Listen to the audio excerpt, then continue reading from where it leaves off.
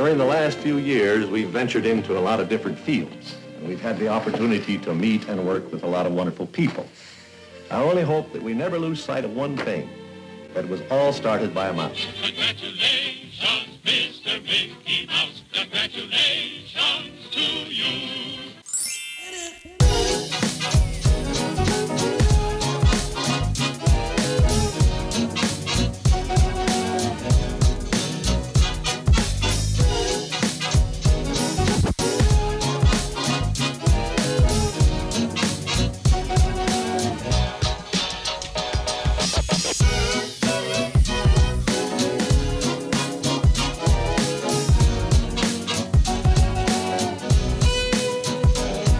Hello everyone, welcome to the Walt Daily. This is episode 72, and if you don't know us by now, we're a Disney couple. One of us is a Disney fanatic and one of us is Disney challenged, but somehow we've made a way to make this relationship work. Yeah. And we're here now. What's up? Married. Yes, that is true. Because we weren't married when we started this. No. But we were married as of our last episode. Yes, but anyway. Are we celebrating our 2-month anniversary? What we just did?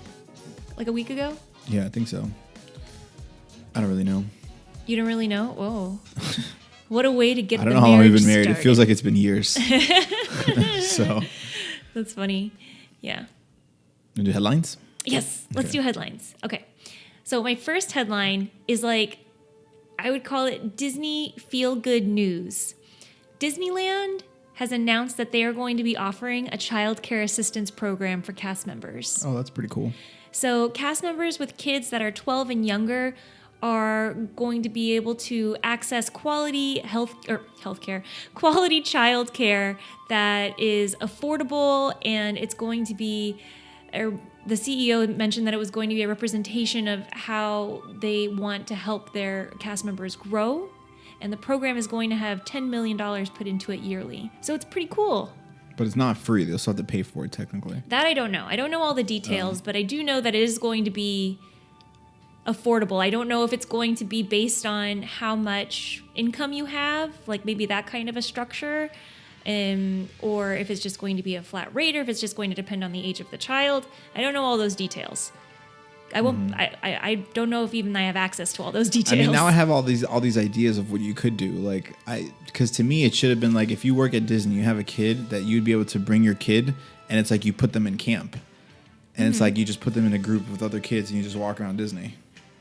So I mean, your kid's at Disney, like, and then just let it do whatever it wants. But I think the point of like childcare is also to be somewhat educational. So maybe those educational experiences aren't always involved in being at the park, and they want to do other things like ABCs. Yeah, but you can do that at the park. A is for Alice. You have all the space and stuff. I don't know. That's what I would do. Yeah. And then you just groom more Disney people, basically. Like. So it's really what you landed on is it's a trap. You basically to bring more people to Disney. Yeah. Bring it would be the smart thing to do. It's like you have your succession plans in place. Yeah. Okay. The succession plans. The future cast members are Exactly. being groomed. Well, now you're just making it sound like child labor. No, but like you're not making them work, but you're just making them fall in love, basically. Yeah. Okay. So that's what I would do if I was running the show. I feel like if it's going to be childcare that's run by Disney, then there probably are going to be a lot of Disney type elements maybe involved that don't maybe bring people to the parks, that bring the kids to the parks. Yeah. Because at the same time, if I don't know how I would feel if I had a child who was going to be, instead of being kind of in a closed space area where it's just access to, the playground outside, the classrooms in here, the lunchrooms over here, or whatever it may be, if they're brought into this place that's hot, crowded, and, technically my child is being wrangled by somebody I don't really know. Okay. But maybe I trust. All right. Well, that took a turn. Well, anyways, let's move on. Okay. Next headline. I have some Toy Story updates. So Toy Story 4 coming to theaters June 21st. Now on show or on display at Magic Kingdom, or I guess Walt Disney World, the monorail yellow has a Toy Story wrap. So Monorail Yellow is going to be traveling around, and you're going to be able to see Toy Story characters in the windows, and it's going to be a great way to get in the spirit of Toy Story. Nice. Another thing, Google Street View. Are you familiar with Google Street View? I know what that is. Okay. Can you describe it? Because I'm trying to figure out a way to describe it, and I don't think I will be as eloquent as you. Well, it's like Google Maps, but you can see basically like satellite images, or actually, well, it's technically not satellite. I think they have cars with cameras that drive and map and take pictures and video of like the streets. So when you go in your app and you navigate to a certain street, you can see what it actually looks like. Like on ground level, from a human point of view. Yeah. Well, Google Street View has taken to Hollywood Studios' Toy Story Land, and there's actually Easter eggs, so little fun gems that of Pixar things in Google Street View. So you open the app, like, and then you navigate to where you're at, and you look for those things. Yeah. So, in one of them is a lady sitting on a bench, and she's holding Miguel's guitar from Coco, and she's like playing it. That's pretty cool. And another one is, well, so you I can don't only want to do ruin it when it. you get there. Like when you get there, you open it up and you put like your location, and then you find it. No, you can do it from sitting right here at this table. Oh, okay. So why don't we do it? Well, I have it up the post on Facebook. Okay. So go check it out. If you don't want to find them all, they're already there. Okay. So, yes. And the cast of Toy Story did press things at Hollywood Studios as well. So Woody, Tom Hanks, Buzz Lightyear, Tim Allen, Keanu Reeves was there. It was very nice. You know what? The only reason why I'm bringing this up is because of something that I've always wondered when celebrities go to Disney. Do they sweat? Because whenever they're in pictures, it looks like they're not sweating. Well, it's because they have people that do their makeup and stuff like on tap. Well, okay. So that's probably right then. So they do. Yeah. Okay, just wondering. Next headline, last headline. Flavors of Florida is going to be coming to Disney Springs. So it's going to be all summer where over 20 restaurants at Disney Springs are going to be offering Florida ingredients and Florida inspired flavors for the summertime. So this could be dishes, it could be drinks, including a new cookie sandwich that's available at Wine Bar George called the Froscato Cookie Sandwich. And it's a Moscato and vodka infused pineapple soft serve in between two sugar cookies. So that's just a preview of all the other goodies that you can find at Disney Springs this summer. You never talked about how you met that guy? Yeah, I know. It was super embarrassing. Wine Bar George, right? Yeah. His name? Right, that's his name? Wine Bar George? Well, that's the restaurant. Oh, okay. Yeah, but the proprietor, we did meet him at when we ate dinner there. When was it? February, I would say. Back in February. The dinner there was amazing, by the way. And he just so happened to be on premises and we got to meet him. Mm-hmm. And I'm just very socially awkward, and I spazzed out because that's just what happens sometimes. Yeah. I feel like you had like a super thoughtful question for him. Like, because we asked if he was there, and then they brought him to our table. Like, he literally came to our table to like say hello.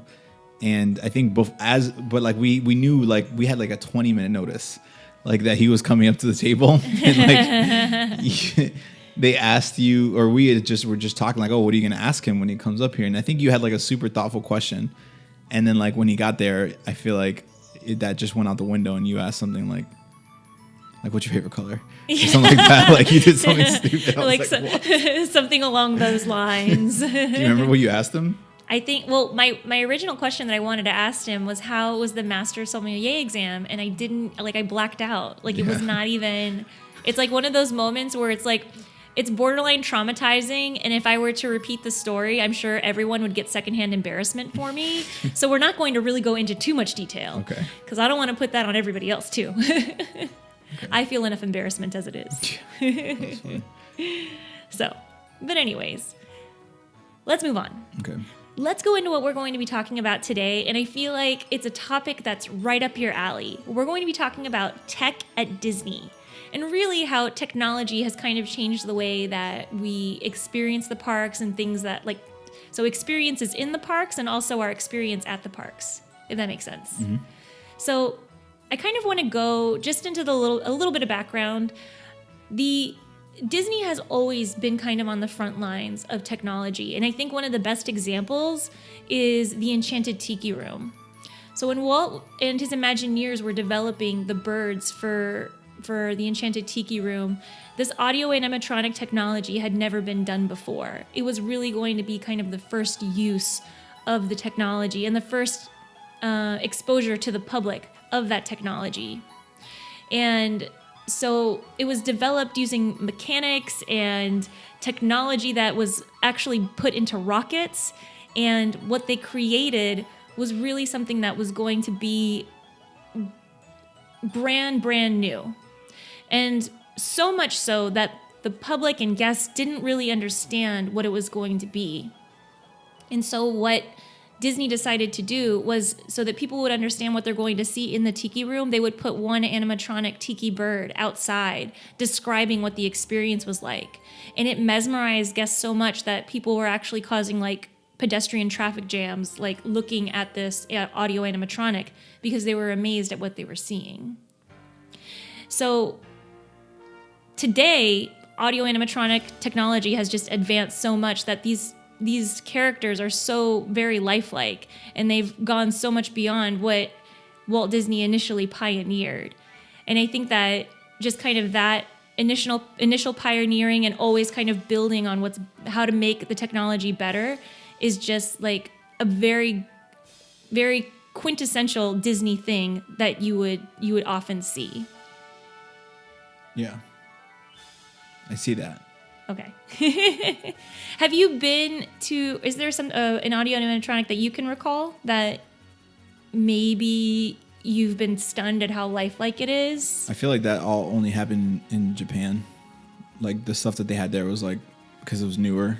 Mm-hmm. So I felt like, the stuff there was like really real. Mm-hmm. And I was like, it looks like these are people talking to me, and they're robots. Yeah. I mean, and it's crazy because there's a video that has circulated online about a new Beauty and the Beast attraction that's coming to Tokyo Disney. And the audio animatronic of Belle looks so incredibly lifelike. She moves very fluid. And it's really, really interesting to see how these characters that are robots, they just move like they are you and I. Yeah. And they have that type of agility, I guess you could say. There's still that one ride in Magic Kingdom that I don't know if I still don't know if there's a person in there or not. It's the I think it's like the Timon and Pumbaa like float thing that comes out in one of those shows. Oh, so at Animal Kingdom. Yeah, Animal Kingdom. So in Festival of the Lion King at Animal Kingdom, if Pumbaa is, didn't we hear that it was a puppet, not an animatronic? I don't know. To my knowledge, my most recent memory is being told that like there's somebody inside. That it is a puppet, and that somebody is inside controlling those movements. Yeah, but you don't know this for a fact. You're right. I wasn't prepared to tell the truth on that, but if I do recall correctly, that it was a puppet. But you know what? Something that I've always thought that the audio animatronics at American Adventure in that show in Epcot, where you have Mark Twain and Thomas Jefferson, and they're talking to you, and there's a whole bunch of historical characters that come through. I always find that those particular audio animatronics are so lifelike. Yeah. I don't really remember that ride, but I do think that the carousel thing is pretty advanced. Carousel of Progress? Yeah.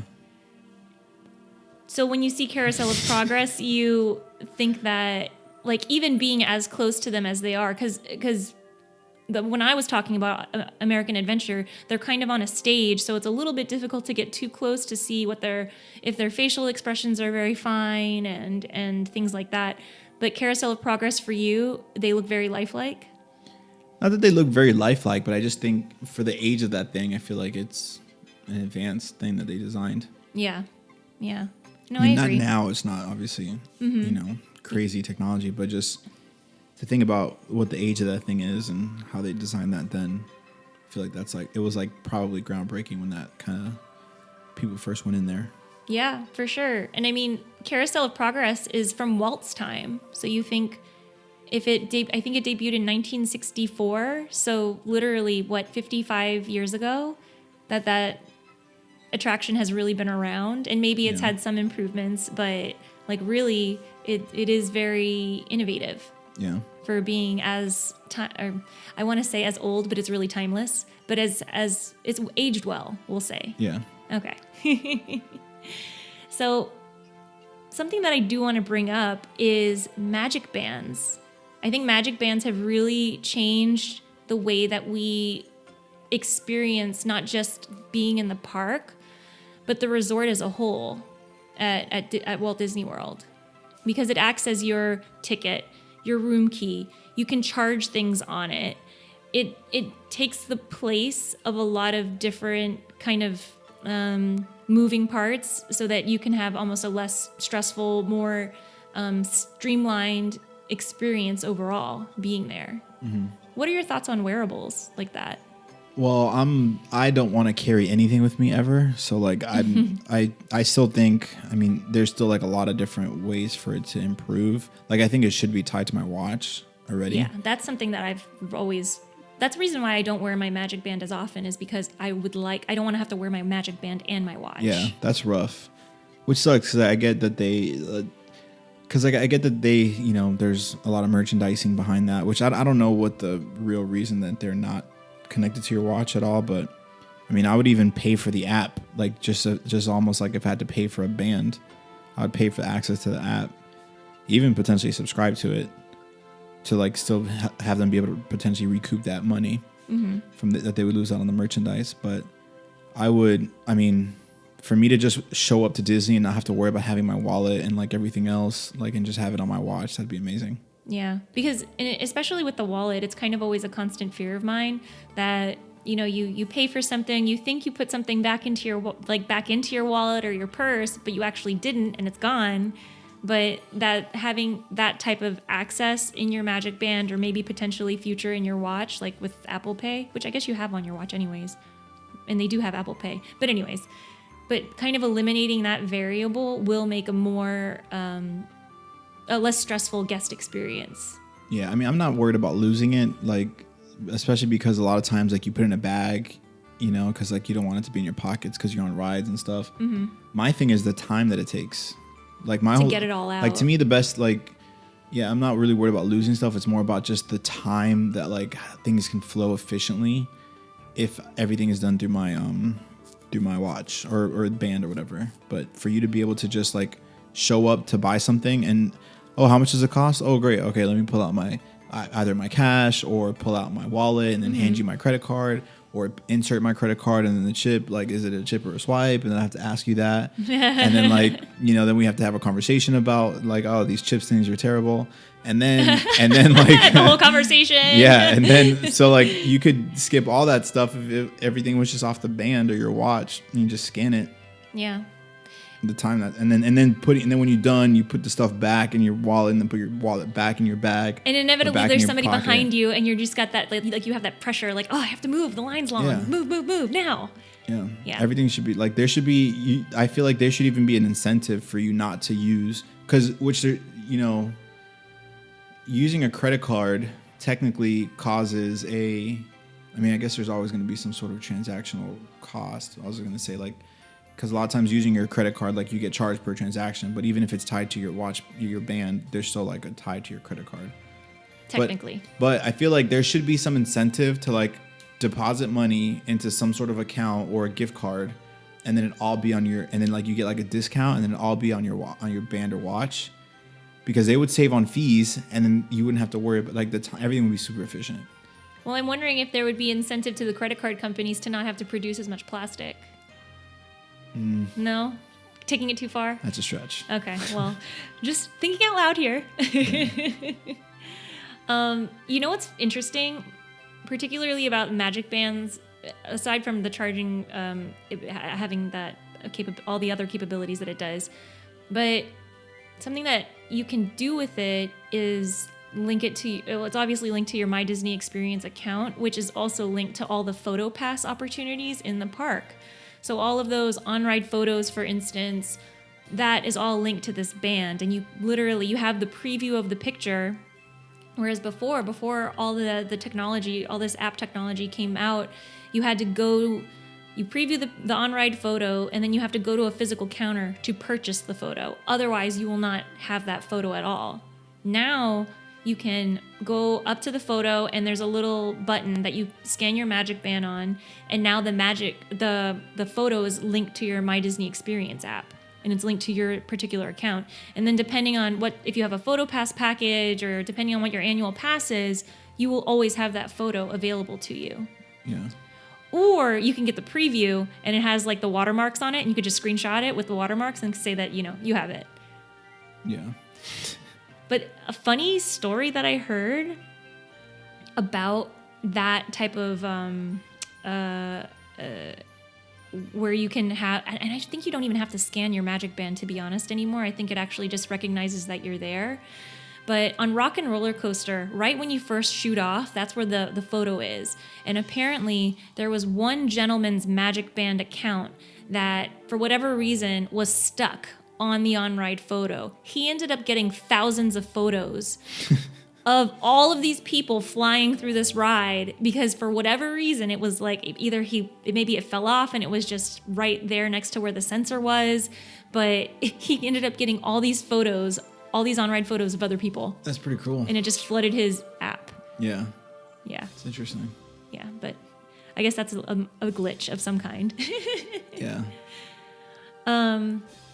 Another thing that's come about at Disney recently is mobile ordering. I feel like that has really, really changed the whole Disney park day, because you don't have to necessarily wait in a long line and then walk around with your tray looking for a table. It eliminates that hassle, and it really kind of makes it more convenient to actually sit down and enjoy your meal and kind of recuperate from the first half of your day, or whatever time of day it may be. Yeah. I feel like they're real late on that, though. Yeah. Like, you think about that started last year?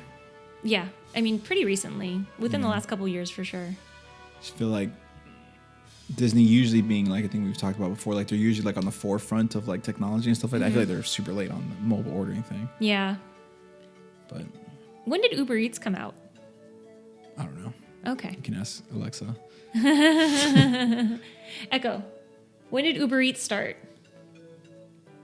Uber Eats was created in August 2014. Oh, jeez. Wow. So they're a little bit late. Yeah. I didn't think Alexa would have known that. Well, she's very smart. Yeah. That's funny. She knows so much.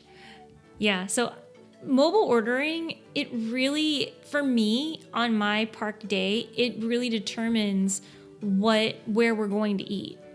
Because it's just so much more convenient to be able to say, okay, I'm going to sit down here, and we're all just going to hang out. We're going to order from our phones while we're relaxing, and then we're going to wait until they say our order's ready, and then we just go pick it up. It really does change that hassle of having to do the whole line situation, which especially during busier times can be super long. Yeah. Yeah. I was waiting in line at Satuli Canteen in Pandora, and I was alone, and I did not mobile order because I did not realize they had mobile order. But Satuli Canteen is so delicious, so I decided it doesn't matter. And just waiting in a long weaving line, like that's almost like an attraction line, because it has like switch back and forth. And then I just look at all the mobile order people just walk up, walk away, walk up, walk away. So you're just watching them just take care of all of it. Exactly. It was a lot of FOMO. So yeah, it really has made it a lot less stressful. And something that I read online was that because of between Magic Bands, mobile ordering, and all these kind of other technological conveniences that are coming about, what will actually happen is that it incentivizes Disney, because these people are going to end up spending more money, like in the long run, because they're going to have either more time to be able to browse for things, or they're going to be in a better mood because of the less stress, that they're going to be able to kind of rationalize buying more stuff. Yeah. So, interesting stuff. Another thing that was recently announced back in February was that voice assistants like Alexa are going to be coming into Disney resorts. Yeah. So they were piloting a program at the yacht club, and it wasn't personalized in any way. It was just going to be kind of a generic thing. I believe it was, like you can ask Jiminy Cricket to turn on the lights, or, things like that. Something that was very non-specific to Richard, your information wasn't going to be on there. Your reservation information even wasn't going to be on there. But it was still kind of that assistant to be able to Alexa, play the Beauty and the Beast soundtrack. Things like that. It would just be a normal Alexa. It's what it sounds like. Well, yeah.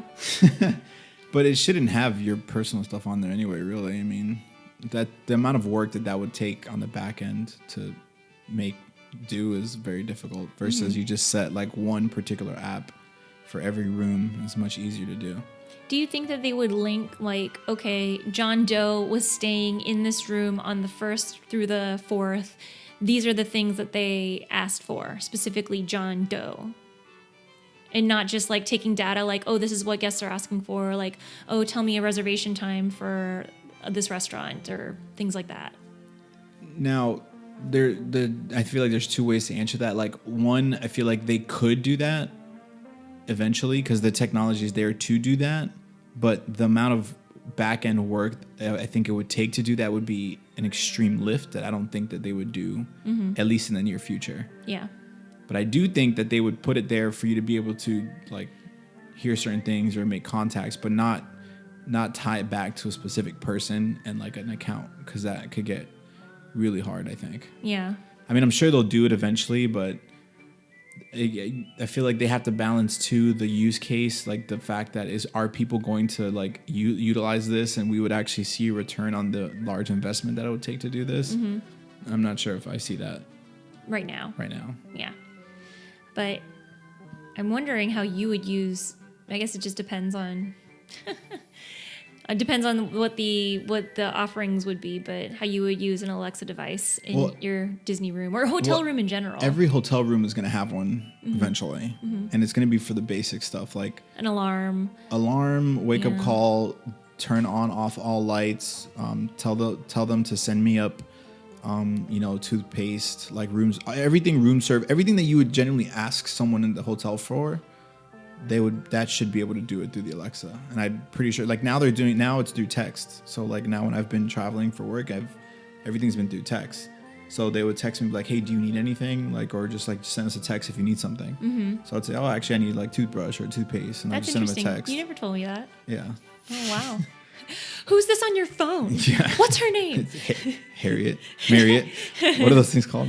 What is Alexa? No. I was thinking about the hotel. I blended Hyatt with Marriott. Oh, Harriet. And I went Harriet. It was Harriet. But who's Marriott? Who's Marriott? Is she pretty? Yeah, why is she bringing you toothpaste? Why is she bringing you toothpaste? Yeah. I'm thinking also just having that, eliminating that literally a cast member has to pick up the phone. Hi, how can I help you? Is there anything else I can help you with? Eliminating all that altogether is going to free up them to be able to enhance so many other guest experiences. So it's really going to, if this pilot does take off, it's really going to, in the long run, benefit not just your room experience, but I think as a resort whole, wherever you might be staying. Yeah. So, very cool. Something that you really love is the projection mapping. So, where they show on the castle, for instance, that it's a brick building that Ralph is going to wreck, and you can literally see the video of it playing on the castle, that it's wrecking the castle down. Yeah, that was probably the coolest piece of technology I've seen at Disney. Yeah. I still don't know what it is. I really don't understand it myself, other than the fact that they can literally mold whatever projections they have to match the physical architecture of whatever they happen to be mapping on. Yeah. And they do that at the Chinese Theater now, at Hollywood Studios. They do it on Cinderella Castle, obviously, during Happily Ever After. Just seeing it, and it just enhances the show that they're trying to do. Yeah, and I feel like when they somehow be able to like fuse that with drones.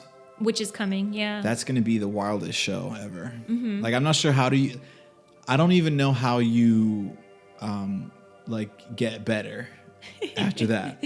Like the next step is literally like, spraying feelings at you, essentially. Like, somehow, like, spraying, smells at you and things like that. But, like, which they already do, but not during, but not like, during the fireworks, show. But, like, I'm thinking about, like, in terms of that experience, that type of show, like, there's no... Like, you're basically transforming the castle. It's staying the same castle, but you're turning it into, like, dynamically a whole nother structure, essentially. And then if you add the drones to that, I mean, I'm not really sure what the next step is. Yeah. It's like you've reached maximum capacity. Like, cool. On cool technology, Yeah. You're done. You can have a seat, sir. Thank you. Like, or madam. You know what, though? Here's something, just keeping on projection mapping one more time. Disney weddings, they do projection mapping on cakes now. Like, if you have your wedding there, you can request projection mapping on your cake. that sounds really expensive. Yeah, but it's an available feature. But it does sound quite expensive. But how cool is that? I feel like if we were to have a Disney wedding and we had an unlimited budget, that would be awesome. We could have... Richie loves Up. It's his new favorite thing. We already got married. So there's no point in projecting this. Well, people have vow renewals. Duh. Hello. So on our vow renewal, can you imagine if you had this cake and it was a beautiful, crisp white cake, but they projected all this stuff from Up, and all the music would be piped in somehow via drone, right above. Every time you go to cut a slice, and it's just like the soundtrack. Just an idea. Okay. Just putting that out there. In 50 years when we do our vow renewal. Okay. Something that we've talked about in the past is blockchain in Disney. And we did a whole episode on it, so we don't have to go into detail. But how can Disney use blockchain, Richie? Just review that briefly. So when we had initially talked about it, there was this thing, like, there's an episode. Do you remember the name of the episode, or which episode it was? Yes. It was episode 37, Blockchain in Disney. Okay. So if you go to that episode, you hear, like, just me talking about random ideas about how I think blockchain could be used at Disney. One of them being around, which, we actually just spoke about transactions, and transactions are costly and they're difficult to do in the current way with, like, fiat and stuff. But if you use blockchain, it's actually cheaper, quicker, instant access to funds and things like that. So transactions is like one way that you can, like, Disney could use it. Another way I had talked about was, like, tradables. So, like, on blockchain, there's, like, the first type of thing that came about where you can create, like, a digital tradable. It's called CryptoKitties. And I basically thought about how, like, you look at the trading pin culture of Disney and how that could be put on a blockchain, essentially, where no one person could have the same pin, but I called it a Disbit at the time. Like, no one person, and you can just create whatever it is, whether it be an animal or a pin or whatever.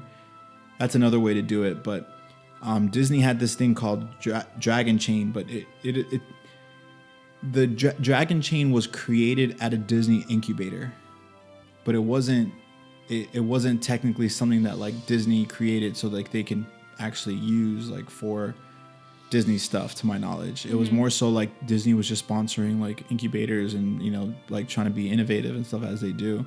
And one of the things that came about was Dragon Chain. And Dragon Chain is basically like it's a blockchain technology, but it's like a platform using blockchain. And, I would definitely recommend go listen to that episode, because I kind of break down kind of the basics of, like, I guess, trying to explain what blockchain was and, like, how Bitcoin kind of comes into play and how it was just like a preview of it is like a preview of what real blockchain technology is going to be for the future. But Dragon Chain is essentially like a platform that's on blockchain that people can go and create different apps for and do businesses and games and transactions and stuff. It's really complicated stuff. I know. Well, I know because I just don't understand it at all. Yeah. But I'm not an expert at all, by the way. Like, I'm not nowhere near an expert in blockchain technologies. I've just been trying to stay on top of what I can as a general human, because I feel like it's going to take over everything that we do, whether we see it like on the face of it or not. Like, it's going to be the back end infrastructure of everything that we do, probably in the future. Yeah. And there were conspiracy theories that came out too that Richie was a part of this somehow. Yeah, I got like, and I mentioned this too not too long ago, but after that Disbit conversation, so Dragon Chain has a community of, people that are like, every sort of blockchain technology has usually a community around it that is like passionate about that particular type of blockchain. So Dragon Chain has its own community of people, and there's an app called Telegram where it's like a chat community essentially, and there's different groups. It's kind of like Facebook, but just all through text, like kind of like WhatsApp, Facebook, all through text. And there's a Dragon Chain group on Telegram. And in that group, literally, they talked about the Walt Daily and how like they thought that we were being paid by Disney to plug in Disbits as a potential, as a product launch that's going to happen at some point. I wish. And they thought that we were like, there was some conspiracy that we were like mentioning it, out of nowhere with like this quote unquote no knowledge of anything, and we just throw out this new product that's coming. So there was this whole conspiracy about how Disbits are going to become a thing, and Disney was going to be making pins on Dragon Chain. And I had to go in there like, guys, I don't get paid by Disney. We're not like, we don't have any sort of formal affiliation with Disney or anything like that, and they didn't pay me to, like conspire to like talk about a new product that may or may not be coming out. Yeah. So that was funny. That was funny. But we're still not getting paid by Disney. Not yet. Yeah. Anywho, okay, let's move on. So another thing that I just want to briefly mention is, and I only am mentioning this because I've heard Richie talk about it, is augmented reality and virtual reality. And virtual reality for me is still those face sets that are from 1995 and that all the cool kids had. But other than that, I really don't know much in the way about it. But it probably will, in some level, arrive at Disney in the future because of just the guest experience that it could enhance. So what's the difference between virtual reality and augmented reality? Yeah. So AR, VR, so virtual reality, augmented reality. The difference is you think about the classic headsets that you have and you put it on, the only thing that you can see is a screen, like just because it's completely enclosed and encased in your eyes. That whole experience, the whole thing is completely made up, like that particular screen. And that's virtual reality. Augmented reality is when you have your phone or a screen that is still pointing, like you can wear a mask, like you can wear glasses that can foster augmented reality, but you're still seeing the real world. But like the best thing that I could think about with augmented reality is like Pokemon Go. Mm-hmm. So like Pokemon Go, like you're still like out in, like you're still seeing the world, and like you can potentially still kind of see the world through your camera, but like a Pikachu would be right there in the corner.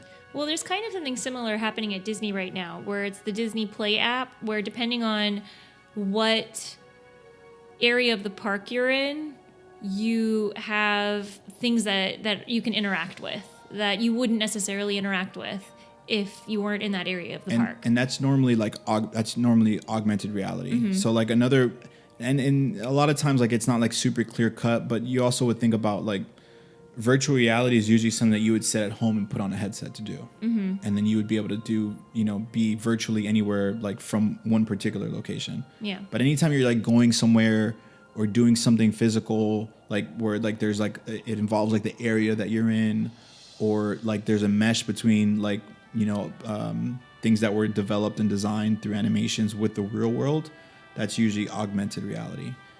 So it's like fusing the two versus like virtual is like there's nothing except that one virtual experience, like through the headset. So, well, and the AR experience with the Play app is supposed to be on kind of a next level with Star Wars Galaxy's Edge, which opened just over a week ago.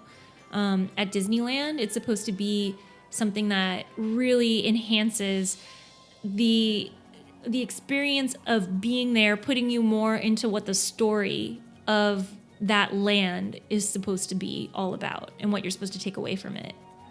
So the future is here. Yeah, that's pretty cool. I mean, it's crazy to think about like Pokemon Go. I think people are still playing it now. I think it's still a big thing, but Pokemon Go is like a preview of how everything's going to be. Like it's like it almost, I could almost dare to say like it's early. Like it was like the early of its kind, because everything that we do is going to be like augmented reality. And I think at some point it's going to be like, you know, in our glasses, people that wear glasses, or like it's going to be in your contact lens, that everything that you look around and you go to like a particular experience to do something, there's going to be some form of augmented reality involved to like keep you engaged, you know, with technology and like the area that you're in. Yeah. So I'm pretty sure that like the entire Disney is going to be mapped to some form of augmented reality at some point in the future. I totally agree. So. Which I'm scared of, because I miss my VHS. So, yeah. Okay. Awesome. You could say that the Walt Daily is pretty technology advanced. We have our briefing. We have our website. We are on all social media platforms. Yes. We're on Alexa. We're one of the top, like, first Alexa briefings in the world. Not the first, but like just up there. Like if you look at like first 100, like I think we're in that list. Really? I think so. Oh, I don't think I've ever known where to check. Yeah, well, you just go, like if you search Alexa briefings and you search Disney, there might not even be 100 of them. Yeah. So I guess we are pretty early. So, yeah. Well.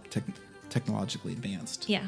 On that note, everybody out there, you also can be early by listening to our briefing, which is not only available on Alexa, but also iTunes, SoundCloud, Spotify, Google Play, all of that stuff. Yes. Anchor, yes. Anchor.fm. And, Richie, anything else to add? No, connect with us on your favorite social media platforms, and thank you guys for tuning in. Appreciate it. Hope you guys got something out of this. Hope you guys have a very magical day, and we'll see you next time.